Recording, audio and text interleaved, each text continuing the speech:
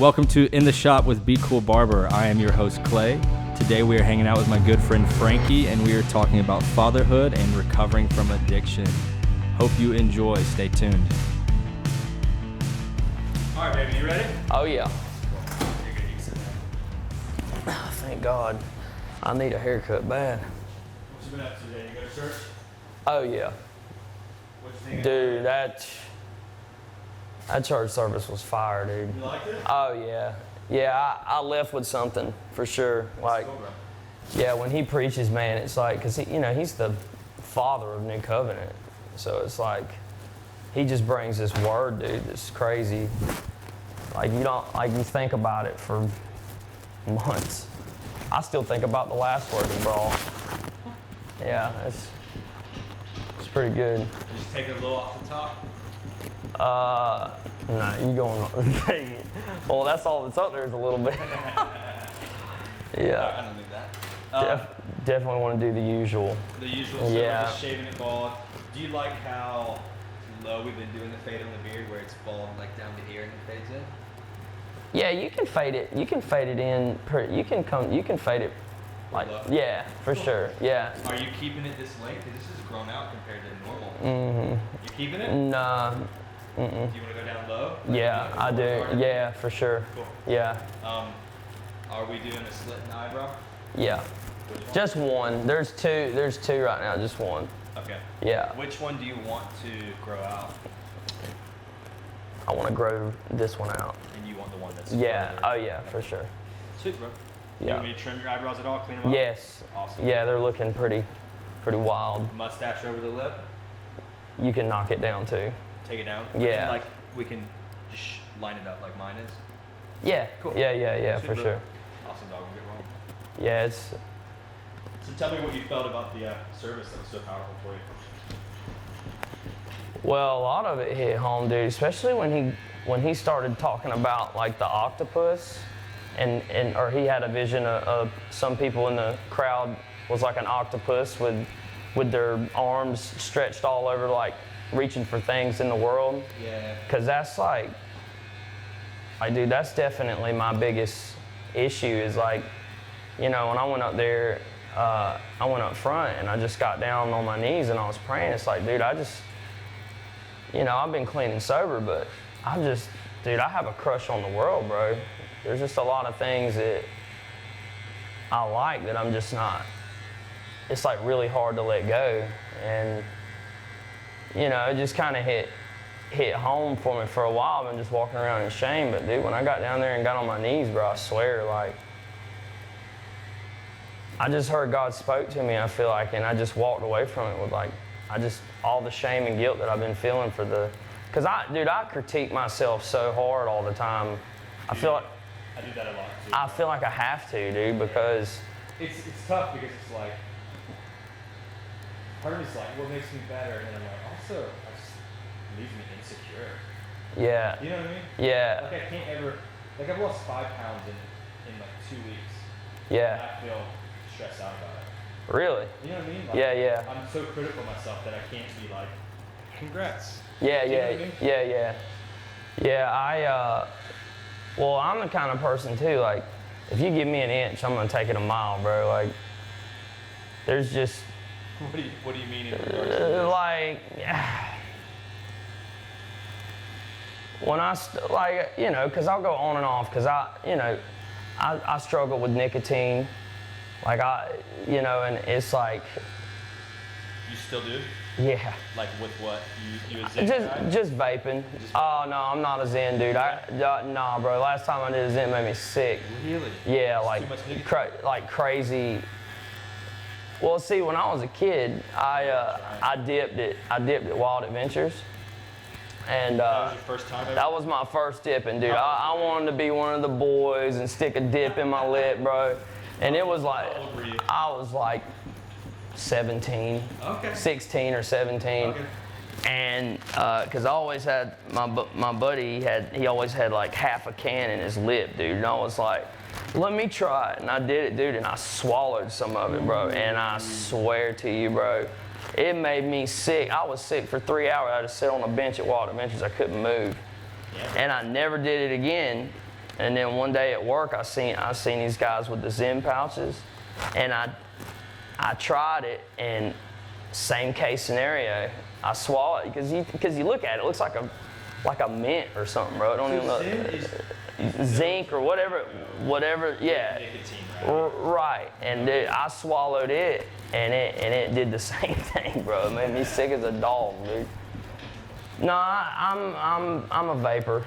Okay. I vape, yeah, on and off. Which, you know, I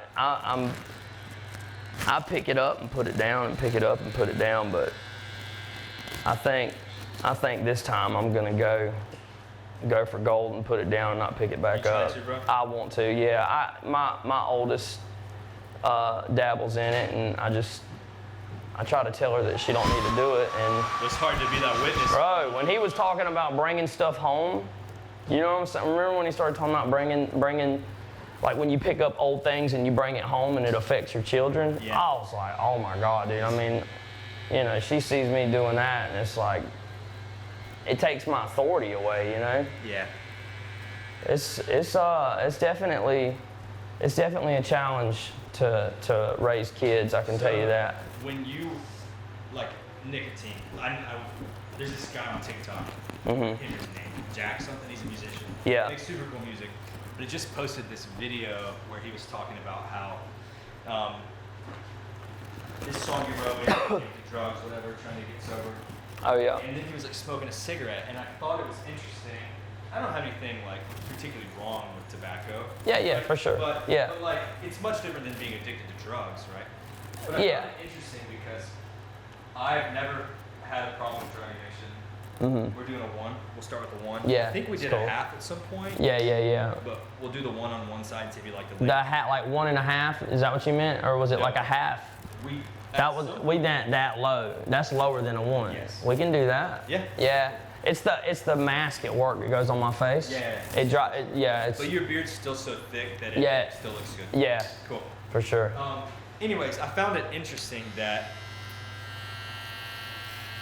like, okay, he's recovered from some serious addiction, but he still has this thing he's struggling with. Yeah.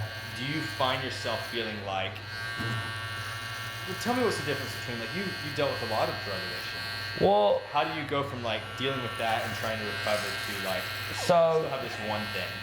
that's what I'm. When that I make sense? when I'd say you give me an inch, I'll take it a mile. That's what's so scary about me running back and forth to nicotine, because I've been sober over 2.5 years, and you know, I know what nicotine is. I know that that's a doorway.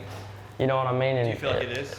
I can, for sure, I can see how it leads in. I've learned it. Once you learn it, it's like you can't unlearn it. You know what I mean? It's like I'm not gonna. I mean, I've had people around me that's been clean and sober for 10, 20, 30 years. And, you know, I see them as like the people that's been down the path, you know what I mean? And I try to use wisdom and listen to these guys, and I don't take it lightly, but, you know, it's definitely, now I will say this, it's been a while, because I'm not going to say that since I've been clean and sober that I haven't had urges to do drugs, because I have. My thing is like I expose it, and that's the biggest thing I'm grateful for is my wife, is because, you know, immediately when something like that comes up, I tell her, I'm like, look, I want to get high. Just being honest. So, I mean, that's one thing I will say. I will not hide it. I will tell you how I feel and where I'm at, and I feel like that's definitely an important part, you know, because if you keep something in the dark, you're eventually gonna entertain it, I feel like. And So how do you go from, I'm 17 at Wild Adventures on the Pharaoh's Fury? Just kidding. Yeah, I do. Yeah, I think it's still there. It is still there. Yeah. We went earlier this summer. Yeah. How do you go from that to I'm doing methamphetamines? So, it's just crazy how the whole thing started, because I was actually raised in New Covenant. Like, my mom was pregnant in New Covenant. I was raised in church. My dad was an elder in New Covenant, and he was underneath LA. He was like one of LA's right hand men, and, you know, so we were you know, in the public eye, I mean, we were a church family, you know, and the thing about it is I was forced to go. I was forced to go to church. I was forced to dress a certain way. And I know that my dad was doing it because he was trying to teach me. Yeah, he was doing his best. You know, this is what it was. We're going to church, and that's all there is to it. And now I understand because I see how hard it is to make your kids want to go to church. But which now I'm grateful that he did that. You know what I mean? Because even when I was being forced and I didn't think that... Yeah, give me just 1 second. It'll be a little quicker to do this.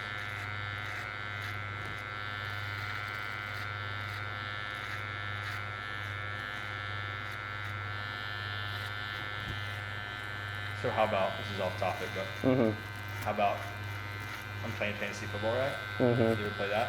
No. You need to play with this dude. A freaking quarterback gets a concussion like 8 minutes into the game. Dang. Miserable, dude.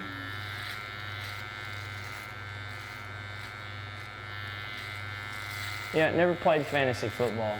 You should play. Anyways, your dad had you in church. Yeah, so he You're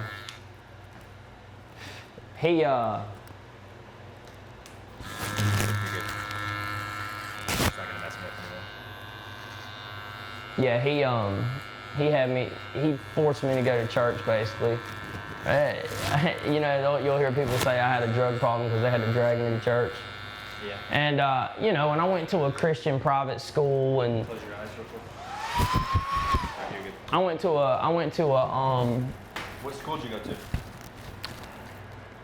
oh, it's off of Bemis, Lighthouse Christian School. Is it still there? It is still there. Okay. Yeah, and which I did not do good there. They probably wouldn't be happy you're vaping either. Do what now? They probably wouldn't be happy you're vaping. Oh yeah. Well, there's a funny story. It's funny how it all came around because, so, I you know, I basically from being force-fed church and having to do all these things and going to a Christian school, once I got an opportunity to got my license and was able to make my own decisions, I turned away from church. I didn't want to have nothing to do with it. I didn't want to be around, you know. When you were 16? When I was 18. Once I was 18, that's when I finally stopped completely going to church. Once I become a legal adult, yeah. And, you know, I rebelled, dude. Like, I was super hard to deal with. I didn't have a good relationship with my dad or my parents because, you know, before I could take a step back and look at it, I thought it was all their fault. But really, it was because I was just so rebellious. I was just difficult to deal with. But how it started is just hanging out with my friends and just partying on the weekends and stuff like that. It didn't just, you know, I used to just do like weekend drugs is what I'd call it. And You were just casual. Casual, yeah. Good time, huh? Yeah, I would, you know, do your basic drugs, I guess you want to call it, but hallucinogenics and all that crazy stuff. What's the first drug you ever did? Does it bother you to share stories? No, not at all. Not at all, dude. No. Adderall, actually, was. I used to take Adderall for I had a buddy. I'd never taken any pills before, and I had a buddy give me 4 Adderall, and they were the time release. And I didn't know how pills work, so I took one, and 2 or 3 minutes I didn't feel it kick in, so I ate all of them. So my first experience was on 4, 30 time release Adderalls, and I had to tell my mom. I told her, I was like, Mom, I took these pills, and yeah, it was wild. It was definitely a interesting experience, but. What did your mom say? She didn't know what to think, man. She was like, she just hoped I didn't die. Yeah. So that was really my first encounter, and then smoking weed and stuff like that. And I really didn't get what I would say addicted until I started incorporating pain pills into my life. Once Roxycontins come in, that's when Roxycontin 30s. Yeah, it's a little blue pill. I think it's like oxycodone and something else mixed together. I don't know the ingredients of it, but yeah. It's different than Oxycontin though? Yeah, for sure. And you know, I just remember trying a little here and there, and like it started out with a buddy doing it, and he would bring it over to my house and I would try some, and every time he'd come over I would try a little bit more, and it was crazy is it made me sick as a dog, and I hated it, but I kept doing it. Yeah. And eventually it got to where I liked it, and then it went from getting it from him to going to the source, and I mean it ruined my first marriage, and it was rough, man. I went through a divorce and everything, and really after the divorce is where things took a turn, dude. It was rough, man. You know, I left my family and went and got like this little I didn't know what a tiny house was at the time, but that's what it was. It was basically a shed converted into a house. I mean, before they were cool. Yeah, it was before they were cool. Before TLC. Yeah, I mean, it was a legit tiny house, bro. I mean, it had a kitchen. Yeah. And that's where it started, dude. I never really, through all that, like, I just didn't know who I was, dude. I was trying to find myself and going through a divorce and strung out on pills, dude. I just went down a dark path, dude. I was trying to sell drugs because I couldn't keep a job.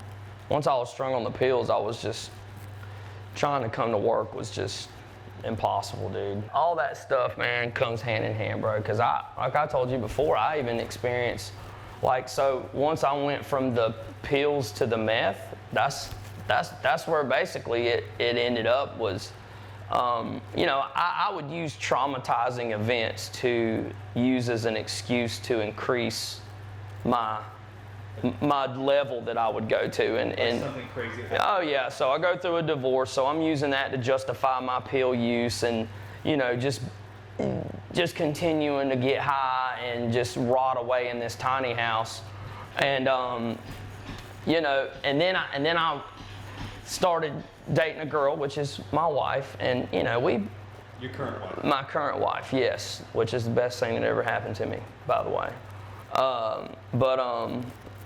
You know, we've been together for 11 years, dude, and but we went through some hard times, bro, especially with me being a sneaky little lying drug addict, you know what I mean? It didn't... You were on drugs when you met her? I was on drugs when I met her, yeah. She knew it or what? Well, no, I remember having to tell her, because I remember the first time I told her I was going to the methadone clinic. She's like, what's the methadone clinic? Because I was trying to use that to help myself get clean. Like, I wanted to get clean, dude, but I was just emotionally, I didn't realize I was emotionally jacked up. And, you know, I didn't recognize all this stuff until I got help. But, you know, when things would happen with me and her, there was an event that happened with me and her that was pretty serious, that was my fault, and but still got my heart. But like, heartbreak was like, keep my. You're okay. Okay. Like heartbreak was like my biggest excuse, bro. And I know that once this one situation happened with me and my wife, or my girlfriend at the time, that's where I actually went to go get pills, and all they had was heroin. And yeah, and that was like, you know, and they had needles, and they just had bad management. They do, yeah. So that's where the needle came into. And was that the first time they did heroin, just because they were out of what you wanted? Yes. Wild, yes, yeah, it was. Do you think they were really out, or do you think, like, You say that and thinking like, okay. No, they were out. Yeah, for sure. Yeah, they were like, we're out of the pills, but we got this, and I was like, well, let me get it. And you know, there was no limit to me, and especially after I hit that. And so I done that for a while and went on and off with that, and I experimented with, you know, ice and methamphetamine, all that stuff, but I was hooked on the pills, and I had a buddy tell me, he's like, you know, I used ice to get off of pills.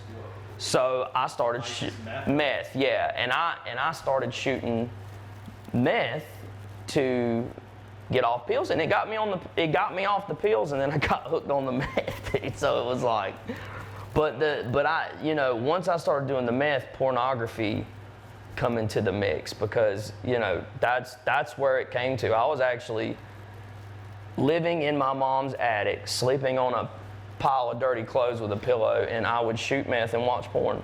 Did your mom know? She didn't know that I was up there watching porn. How old were you when this is going on? Oh my God, this was only 5 years ago. Okay. Like, this isn't that long. You were watching porn? Did she know you were shooting? She knew I was on meth. She knew I was on drugs. Yeah, for sure. She didn't want me. Yeah. She didn't want me in her house, but I knew that she didn't want me on the street. My mom was like my biggest victim, bro. Like, it's sad.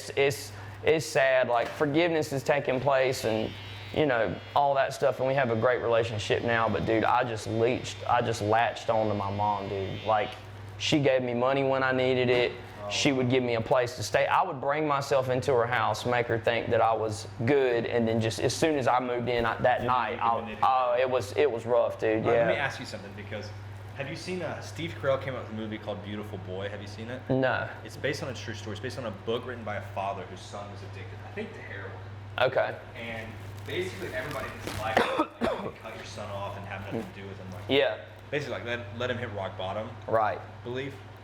And he just felt like, there's no way I can do that to my son. And now his son is sober, and it's just like their journey together. It's very powerful. So, do you feel like, should your mom have, like, cut you off, right?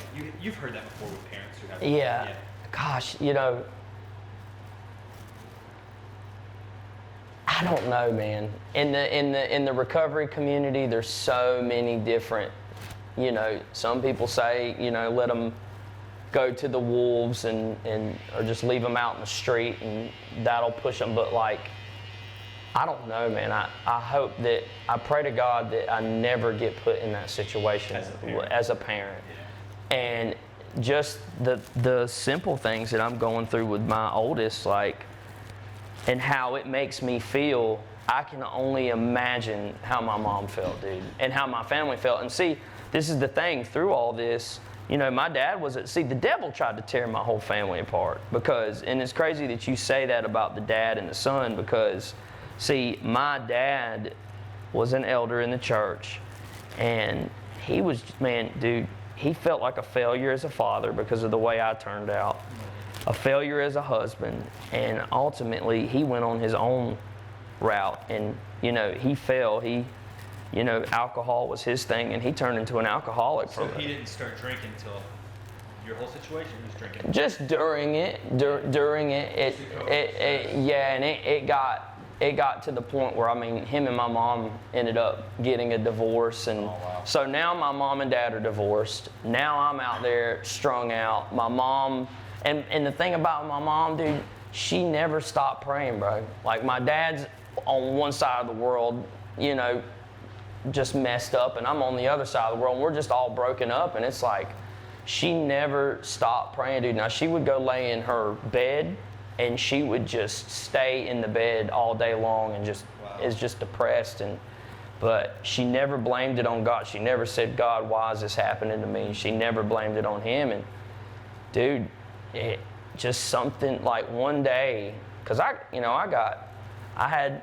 by that time, my wife was pregnant and then had our little girl, and, you know, I had 2 other kids, and, you know, I would think about it, you know what I mean? Like, it was always in my mind when I was doing this. There would be times where I'm just sitting there, and I'm like, what am I doing, bro? Like, you know, I can't keep doing this. And just some events happened, like crazy things. Like I got the crap beat out of me by like 15 cops at the hospital because I went up there, whacked out, paranoid, and kept running in and out of the hospital. And a cop told me, he's like, either you're going to come in and get help or you're going to leave. And he told me, he's like, if you come back, now if you leave and you try to come back, I'm going to arrest you. And dude, this is how crazy I was, dude. I was like, you know what, I'm going to leave, and then turned around, stopped, and tried to go back in after he told me that. And dude, it happened. And that event sparked me. After I went to jail and got out, I was like, okay. How long were you in jail? Dude, it was pretty, no, okay. Lord Jesus, no, I've been locked up. I done a bunch of time, but I remember sitting at my mom's house, and she was like, "You got to do something," and I agreed, and that's where my recovery journey started for sure. I went to this place called Evans Memorial in Lakeland. Yeah. And it's funny about this place because when my wife was pregnant, I had a guy come to my mom's house, and he brought me the application for this place. And I basically laughed at him and was like, look, my girlfriend's pregnant, and she needs me, right? Well, that's definitely not. Like you were in any place. Yeah, for sure. And I didn't take the advice, and which I wish I would have, but that's how God got that place into my life. But I finally filled the application out and went, and I'll tell you what, dude, it was the best decision I ever made, because through that, when I finally cried out to God and I was like, dude, Frank, you can't keep doing this. And I told God, I was like, I'll do whatever you want me to do. And dude, I went to Evans, and I'll be honest with you, I was there for about 13 hours and I left. Well, I got sent home. I got sent home because they thought I was high, and I wasn't. I was just coming down, but I couldn't pass a urine screen, so he sent me home for a week. Wow. And he said if I stay sober and come back and pass the urine screen, he'll let me come, and I did. I went home. You're good. You can keep talking. Do what? You can keep talking. Oh, and so to make a long story short, I went home and I passed the urine screen. I waited a week, and I went again, and I stayed for about a month and a half, and I left. And then I went back for 6 months, and I left. Wow. And he told me, bro, Rick Wagner told me, he's like, you will never come back. He's like, I can't trust you. You just keep running out. And from there, I went home, and because I kept trying to come home, and I kept using the excuse that my wife needed me and my baby needed me and all this and that. And to be honest with you, she was doing just fine without me. But yeah. Let's go back again. So that was the final event. I got locked up for probation violation and actually caught another charge in Lowndes County. And from there, I was facing like 10 years in prison, bro. Wow. Yeah, and I just was like, well, my life's over. Crazy. So I just started doing fentanyl. Overdosed twice. And I was basically just going to get high until I went to prison. And dude, craziest thing happened is Rick Wagner called me on the phone and invited me to a church event. The same guy that told me I'd never come back. Yeah. And I went to the event. It was like a Thanksgiving event. And I told him what was going on. I told him I've been using. I told him my life is just completely destroyed, and that he was right. And I left, and there was a kid on the camp that wasn't even at the church service. And he didn't even know I was at the church service, and he had a dream about me coming back to Evans and graduating. Wow. And Rick took that as a sign that God told him to let me come back. And I went back, dude. Me and my wife got married, so I couldn't use that as an excuse to keep leaving. Yeah. And we went. I say we because she was through it the whole. Dude, we did marriage classes. I did inner healing classes. I was there for like 19 months, dude. It changed my whole life, bro. And through all that, with me getting help, my dad got clean. Wow. And he's been clean 3 years. He's been completely clean and sober for 3 years, bro. And it's just, gosh, dude. So Evans is in Lowndes County? Lakeland. Okay. Yeah. I just went up to Lakeland yesterday. Right? Yeah, it's a super hard program, bro. It's Stay right there and I'm gonna adjust some things. You can talk about it. Yeah, it was one of the hardest things I ever done. You know what I mean? I went to a boot camp that was supposed to be the hardest boot camp in the world, and it didn't help. But this place, dude, it's not a rehab, it's a regenerational program. What does that mean? Okay, so a rehab, you go there and you just get off drugs. They just take you back to the state you was in before you were using, right? Like, okay. You're the same person, you're just not using drugs. You're just not high. Well, There's no drugs at rehab. a regenerational program, they take it off of you know how it says in the Word of God that the Word will actually renew your mind? Okay. And that's why they call that, because that's true, dude. It's not just a drug thing, it's a character thing. Okay. Yeah, and dude, I mean, it changed everything, bro. It's crazy. I don't even know how to explain it. It's just. So yeah, that's it in a nutshell as far as that goes. That's awesome, bro. What do you feel like's been the hardest dynamic of like? You've been sober, you said 3 years now? Almost. Almost? When's 3 years for you? Do you still count it at all? February 3rd. Have you found like triggers for you? Like you talk about, I still want to get high sometimes. Oh yeah. Do you know like when and why for you? Or is it just random? So, well, at first, you know, like on the holidays, dude, I would party the most. Like just something about Christmas and Thanksgiving and doing drugs. I don't know. I don't know what I like the days off, everything's shut down. Like, I don't know. Like the first year I was out, when Thanksgiving come around, dude, it was super bad, dude. I just wanted to snort a pill. I mean, I'm just gonna be honest. This is your first Christmas clean? Thanksgiving. Okay. First Thanksgiving outside of Evans. And you know what? I will say this, like, from going to Evans, because I've learned one thing through all this, is your relationships matter. Like good relationships, not the ones that I had before the drug. Now, don't get me wrong, I met a lot of good people through my life, but I'm just saying, like, God's put a lot of people around me that I can just call, because I can call anybody from that camp, and like from Rick to the leaders to anybody, and be like, look, this is where I'm at. And I remember calling them, and there's this thing that you go through your first couple of years of getting sober called a bud, and it's called building up the drink or drug. And you go through mood swings and all these other kind of things, and I didn't realize that I thought I was out in the woods as far as a bud goes. And I had a brother tell me, he's like, dude, you're on your third bud. And just by him pointing that out and showing me that, it helped me to overcome those urges that I had. So just to have those relationships in my pocket like that and be able to reach out, it's just like priceless, bro. Yeah. For sure. But now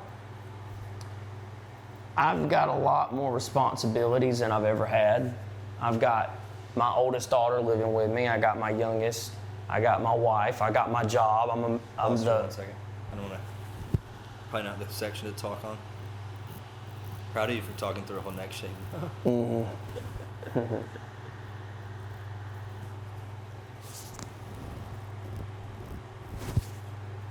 You're good. Yeah, so I just say just the build up of all the stuff that I'm having to manage and take care of, and the different people, all the people that rely on me and stuff like that. The weight of all of it, you know what I mean? Yeah, I feel that. It's hard, dude. My dad just went through open heart surgery. That was... There's responsibility, and it's almost like, I get what you're saying. So I'm bipolar. We've talked about that. Yeah. So part of that means when I'm in a really bad episode, particularly depressed or mixed, I want to do drugs so badly. I just want anything that will bring me relief or like help me escape the like mental anguish and fight of it. Right? Yeah. But the thing that keeps me from not doing it is there's so many lives counting on me. Like I have 2 kids. Yeah. Counting, like when I'm in a place of like can't stop thinking of ways I could kill myself because I'm so depressed. Yeah. I mean, it's that bad. Yeah. If I'm not on medicine, it gets bad real quick. Yeah.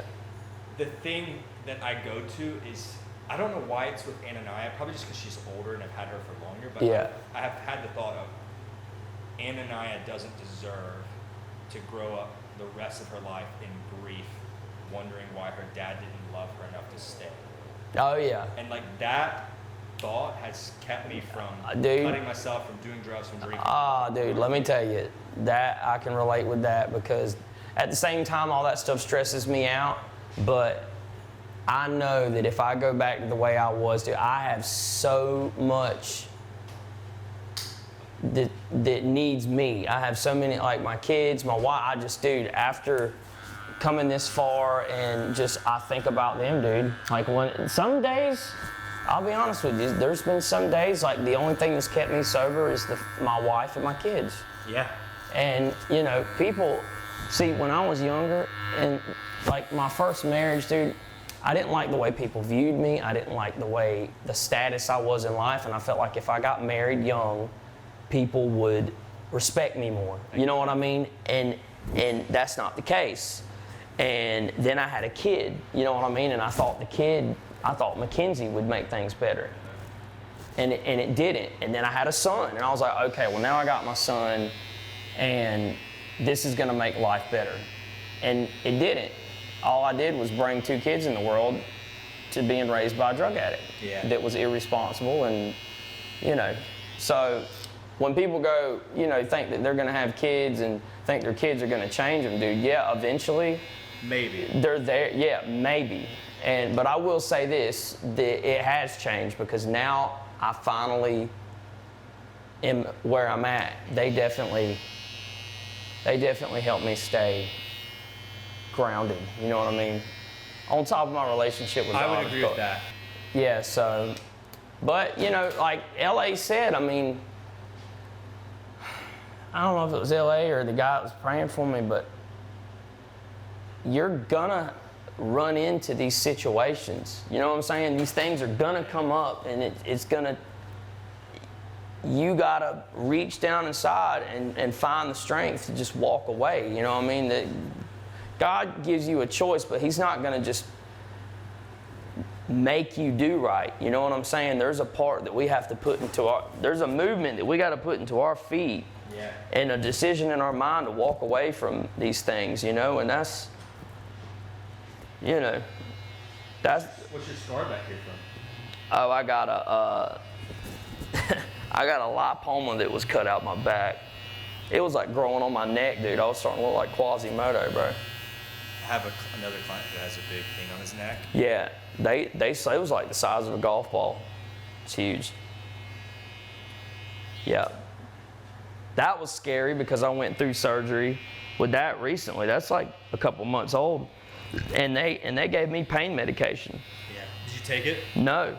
Okay. I had the prescription, and dude, I thought about that prescription all day long, bro.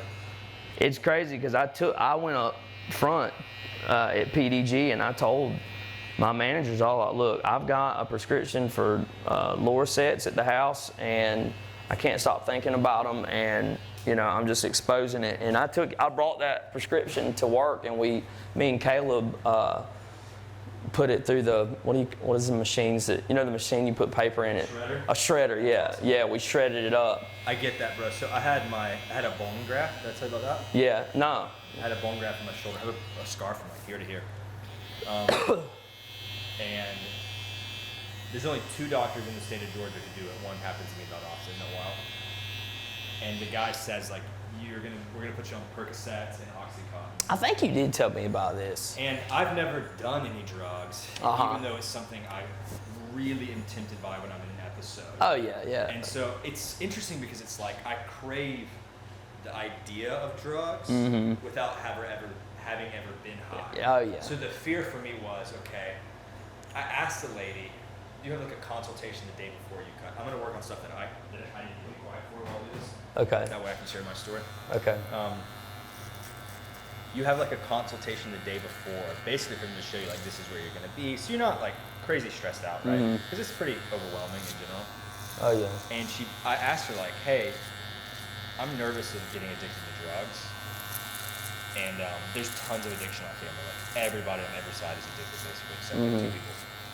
And I said, do you think I could do this surgery without the medicine after? She said, there's no way you could do this. You are going to want to cut your arm off. It's going to hurt so bad. Yeah, yeah, oh yeah.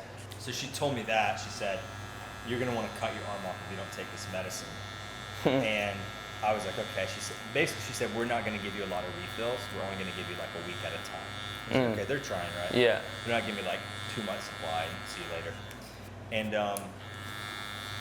I took them for the first 4 days.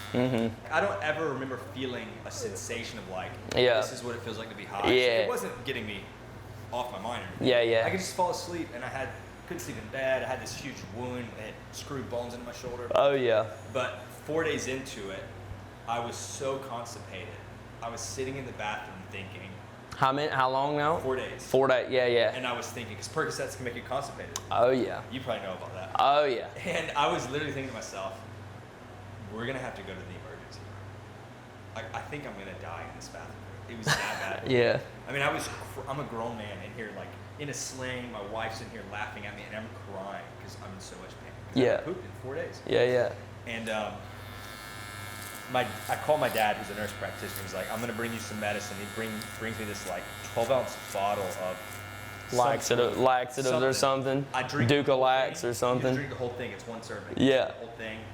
And, like, I'm like, it's the most disgusting sour. It's so sour. It was like, just leave it unflavored. It didn't make any sense. Yeah. I get the last swallow and immediately vomit it all up. And I'm like, I got to start. And that stuff makes you sick too, So sick to your stomach. Another bottle, wait like 24 hours, nothing. And then I'm just like pounding pills, suppositories. Like it was crazy, bro. Eventually, it just unleashes, right? And I'm hours. I'm not kidding. Oh man, unleashed. To the point where I was like exhausted and trying to sleep, and I had to sleep butt naked in a recliner like this, Yeah. towel under me. Oh man. Because I was just gonna be like freaking squirting it out and doing my sleep. Sounds like that was like good enough for me to be done with the Percocets. I was like, I'm not taking Percocets anymore. I'm taking Tylenol, and we made it through.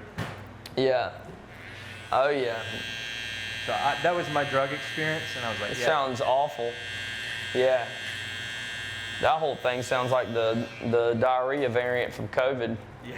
I had caught that. No, you didn't. Oh yeah, I did. It was bad. Hold real still for me. I went through a whole roll of industrial toilet paper in 2 hours.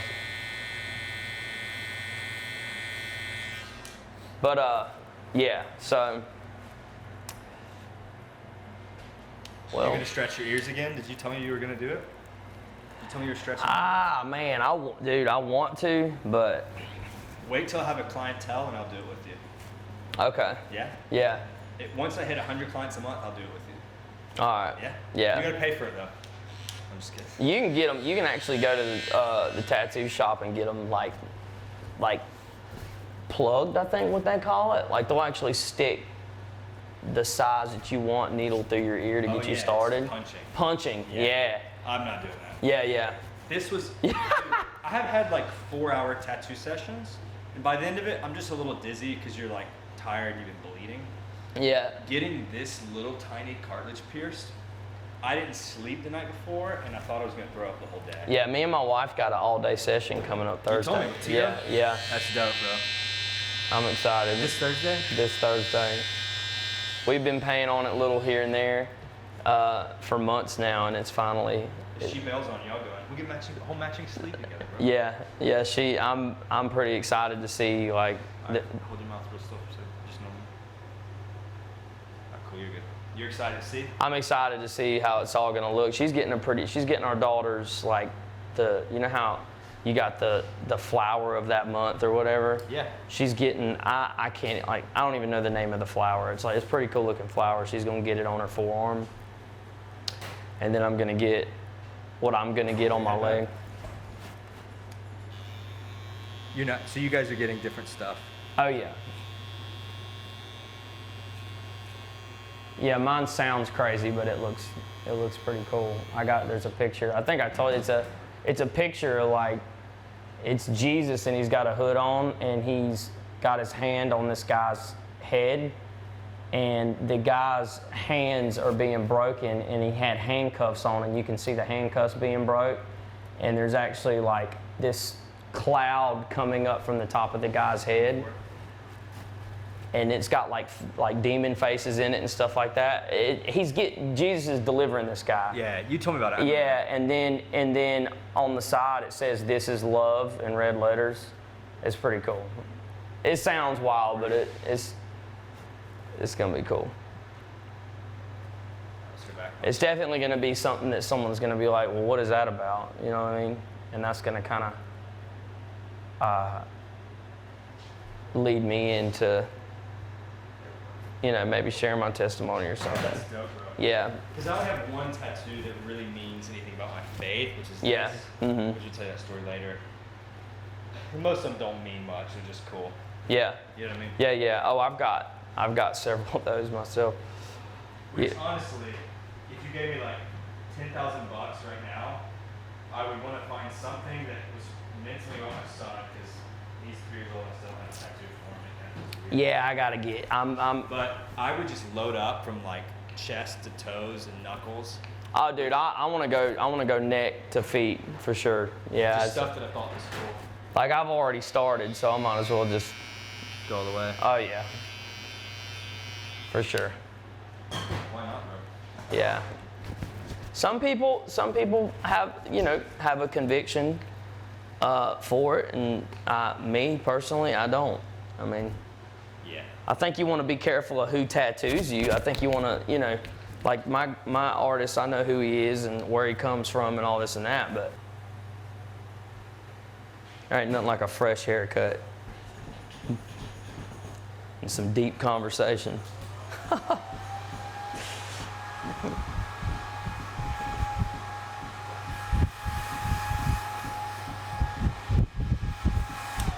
right, brother. We are all done. Oh yeah. Feel good? Oh yeah, for sure. Love it. I look 5 years younger. Yeah. Yeah. Cool. Knock the dust off the top of my head. Awesome, bro. I have a really good friend. You know Evan Turner who plays guitar? Yeah.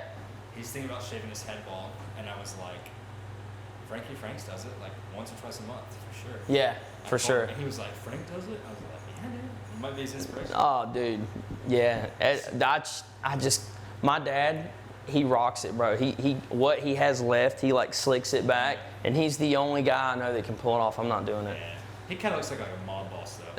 You know what I mean? Kind of? Yeah. I'm going with the Bruce Willis, dude. Bro. Appreciate you coming. Yes, sir. Let me dust your shirt off for you your head out.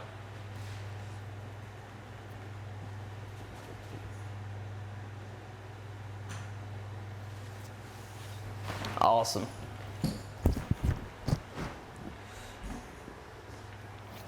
Sweet, bro. Appreciate it, dog. Thank you. Thanks for sharing all that, man. Hey, it ain't no problem.